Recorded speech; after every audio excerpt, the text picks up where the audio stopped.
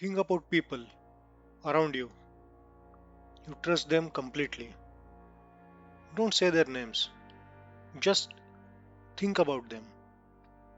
Now imagine everything you tell them, your plans, your money, where you are going, what you are worried about. It's secretly somehow reaching someone who wants to hurt you. You don't know who's doing it. And you can't just stop trusting everyone because you need these people. Now imagine this isn't your house, it's a kingdom, and you are the king or a queen. Thousands of people work for you. There are soldiers, ministers, merchants, servants, and somehow your enemy knows exactly where your army is. They know how much food you have, they know what you are planning, and you know one thing for certain: someone inside your kingdom is talking. Now the question is, how do you find that person? Before we head into our story, if you like interesting ancient wisdom and interesting strategies explained in a story format, then you have come to the right place. If you are new to our channel, click the subscribe button, like the video, and share it with your friends. So, let's get into the today's story. Let's say you have 500 people working inside your palace. You suspect one of them. What do? Arrest him? Okay. But what if you are wrong? Now you have punished an innocent person, and the real spy is still sitting inside your palace, watching you make mistakes.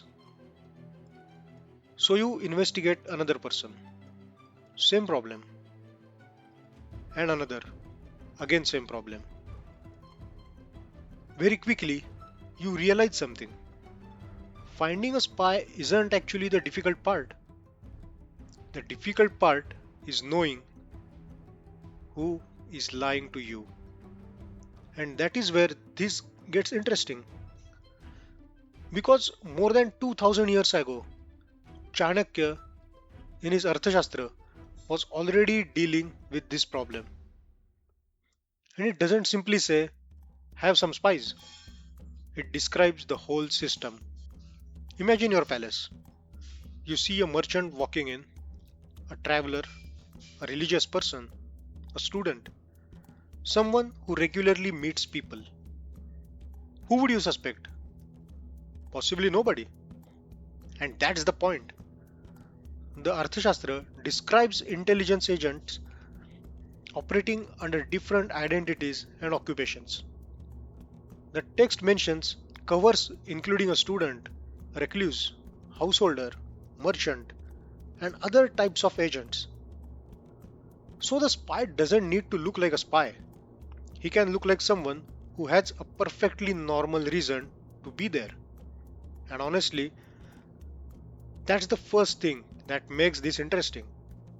Because if your entire security system depends on spotting suspicious looking people, you have already lost. Now let's get to the real problem. Imagine tomorrow morning your enemy suddenly changes position exactly where you predicted they would.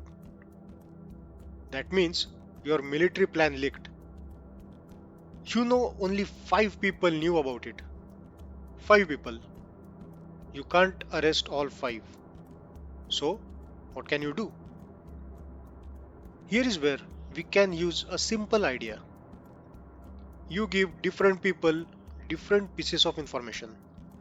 Person A gets version 1, person B gets version 2, person C gets another, so on and so forth.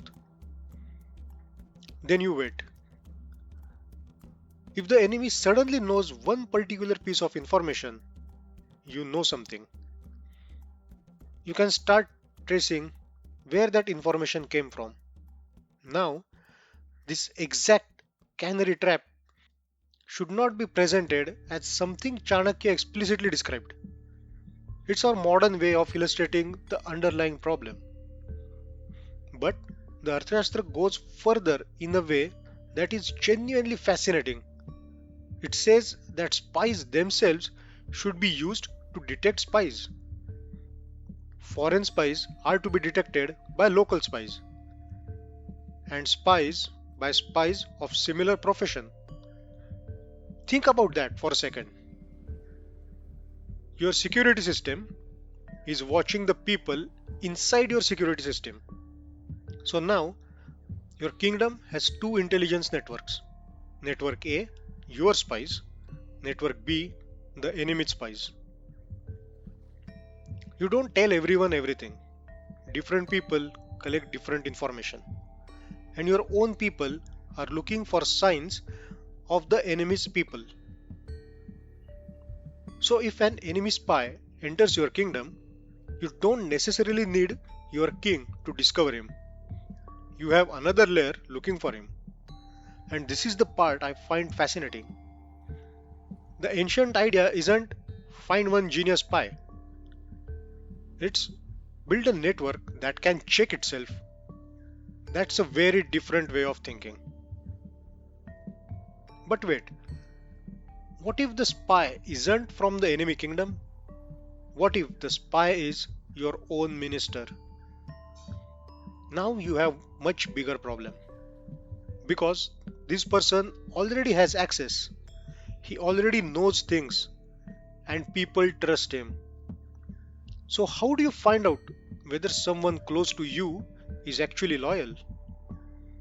This is where chapter 10 of Arthashastra gets quite dramatic. It describes testing through what the translation calls temptations or allurements. The basic idea is don't simply ask someone, are you loyal to the king? Of course, they are going to say yes. Instead, put them in a situation where their behavior tells you the answer. Now, as you are the king or a queen, one of your minister is approached by someone he trusts, and this person says, the king is doing terrible job. We should replace him. Are you with us? Now watch what the minister does. Does he agree? Does he reject the idea? Does he report it? Or does he keep quiet? The Arthashastra describes spies being used to approach ministers in this kind of way to test their loyalty. And it doesn't stop there. The text describes different kind of temptations involving political loyalty, wealth, fear, and other motives. The purpose is to determine the character of the minister. So now we have got two different problems: finding an unknown enemy spy and testing someone who already has your trust. Those are not the same problems. And this is where our spy mystery comes together. Let's say your enemy has put someone inside your kingdom. You don't know who, but you have an intelligence network. You have people operating under different identities. You have different sources. You have people watching for that hostile agents.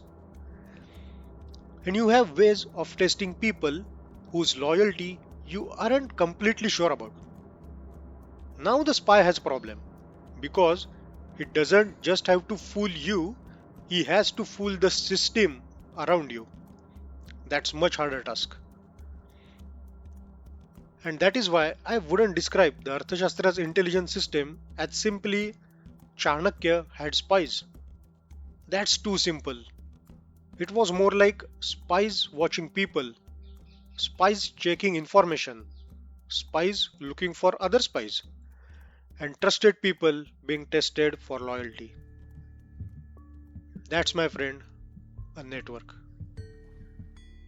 Now think about your own life. You don't need to be a king. Imagine you run a company. You have confidential information. A competitor suddenly knows something that only 5 employees knew. What would you do? You don't immediately fire all of them. You investigate. You look who had access. You compare information. You check the evidence. You try to identify the leak. And today, we have the technology to help us. Access logs, passwords, audit trails, cameras, cybersecurity. But the fundamental question hasn't changed. Who knows what? Who could have leaked it? And how do I know the information I'm receiving is reliable? So at the beginning, I asked you, how would you find the spy? Maybe now the answer is little different. You don't find the spy by simply looking for someone suspicious. You build a system where different people collect information, different sources can verify it, spies can watch other spies, and people with power can be tested rather than blindly trusted. That is the fascinating part. Because the real weapon isn't the spy, it's the information network. And maybe that is the biggest lesson here. A king doesn't need to know everything, but he absolutely needs to know whether the information he is receiving is true. So, you found the spy. Your military secrets are safe. Your palace is secure. You can finally relax. But there's something you didn't know. While your intelligence network was investigating the palace, they discovered another problem. And this one is much bigger. Your grain stores are almost empty. You have enough food for 30 days. That's it. Now, go and open your fridge. Seriously, look at what inside. Imagine that is all food your entire kingdom has. No supermarket, no Swiggy, no Zomato, no backup. 30 days, hundreds of people, and you are responsible for all of them. So the next problem isn't who is the spy, it's who gets to eat first.